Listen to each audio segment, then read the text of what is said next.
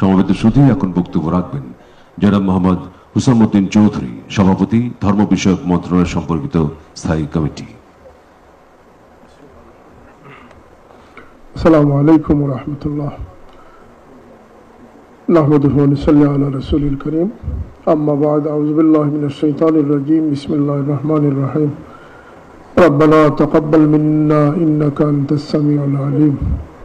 وقال النبي صلى الله عليه وسلم من حج لله ولم يرفث ولم يفسق رجع كيوم ولدته امه. وقال صلى الله عليه وسلم الحج على عرفه او كما قال عليه الصلاه والسلام। হজ কার্যক্রম 2024 এর শুভ উদ্বোধন উপলক্ষে ধর্ম মন্ত্রণালয় আয়োজিত আজকের এই মোবারক মাহফিলের প্রধান অতিথি বাংলাদেশের সফল প্রধানমন্ত্রী বঙ্গবন্ধু কন্যা জননেত্রী শেখ হাসিনা,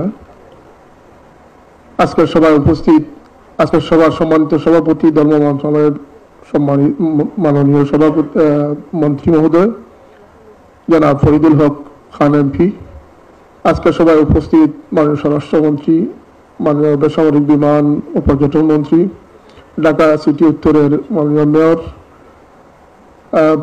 রয়্যাল সৌদি কিংডমের সম্মানিত রাষ্ট্রদূত, আমাদের ধর্ম মন্ত্রণালয়ের সচিব মহোদয় এবং হাবের সম্মানিত সভাপতি, সম্মানিত সংসদ সদস্যবৃন্দ, সামরিক ঊর্ধ্বতন কর্মকর্তাবৃন্দ, হজ ব্যবস্থাপনা ধর্ম মন্ত্রণালয়ের দায়িত্বে নিয়োজিত সচিব মহোদয়গণ, সম্মানিত হাজী সাহেবানগণ, সকলকে ধর্ম মন্ত্রণালয় স্থায়ী কমিটি সংসদীয় স্থায়ী কমিটির পক্ষ থেকে আন্তরিক মোবারকবাদ জানাচ্ছি। আজকে এই কার্যক্রমে আমরা সকলে সামিল হতে পেরেছি, আল্লাহ পাকের দরবারে শুকরিয়া আদায় করছি। হজ ইসলামের একটি অন্যতম স্তম্ভ, রুকুন। বুনিয়াল ইসলাম আলা খামসিন, 5টি স্তম্ভের উপর ইসলাম দাঁড়িয়ে আছে, তার একটি হচ্ছে হজ। হজের ব্যবস্থাপনায় যে আমূল পরিবর্তন হয়েছে, হাজী সাহেবানদের সুবিধার জন্য ধর্ম মন্ত্রণালয় মাননীয় প্রধানমন্ত্রীর নির্দেশে যে যুগোপযোগী পদক্ষেপ গ্রহণ করেছে, আমাদের বিশ্বাস যে প্রতিনিয়ত হজের ব্যবস্থাপনা আপডেট হচ্ছে এবং এবার বিশেষ করে হাজী সাহেবদের কষ্টের কোনো কারণ আছে বলে আমি মনে করি না। তদুপরি হাজী সাহেবদের যেটি মাথায় রাখতে হবে সেটি হচ্ছে হজ এমন একটি আবাদত যেখানে আর্থিক এবং শারীরিক আবাদত বলা হয়, মালি এবং বদনী আবাদত। এখানে মানিস্তাতা ইলাইহি সাবিলা বলা হয়েছে, অর্থাৎ আপনার শারীরিকভাবে ফিট থাকতে হবে, সক্ষম থাকতে হবে।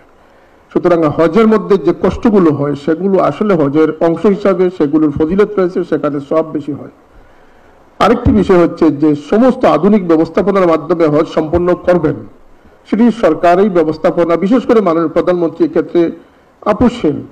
তিনি হাজী সাহেবানদের কষ্ট লাঘবে যে যে পদক্ষেপের প্রয়োজন সেটা সরকারের পক্ষে যত ভর্তুকি হোক এবং যত কষ্টকরী হোক এ ব্যাপারে তিনি আপোষহীন। তিনি হাজী সাহেবদের খেদমতের জন্য আসলে যথার্থভাবে তিনি খাদিমুল হজ্জাজিন, অর্থাৎ তিনি হাজী সাহেবদের একজন বিশিষ্ট সেবক হিসাবে আল্লাহর দরবারে আমরা আশা করি তিনি কবুল হবেন।